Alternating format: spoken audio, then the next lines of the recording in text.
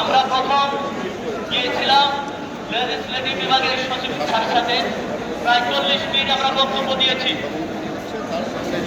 কথা বলেছি। উনি বলেছেন এটা আমার করণীয় কিছু নেই, এটা ইনিশিয়েট করেছে জনপ্রশাসন সচিব।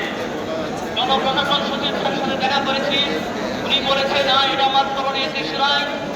আমরা স্বরাষ্ট্রমন্ত্রী উপদেষ্টা স্যারের সাথে দেখা করেছি, উনি বলেছেন আমরা এই সম্পর্কে কোনো কিছুই জানি না।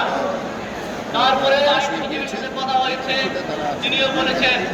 আইন উপদেষ্টার সাথে কথা বলেছে, উনি আমাদেরকে বলেছেন আপনারা আপনাদের আইন নিয়ে আপনাদের ভয়তে আপনারা কাজ করেন, আমাদের ভয়তে আমরা কাজ করি, এখানে আমার কিছু বলার নেই। তাহলে দেখেন আমরা তাদের কাছে কোনো আপত্তি বিরোধী করেছি, বাট তারা আমাদের সাথে প্রতারণা করেছে।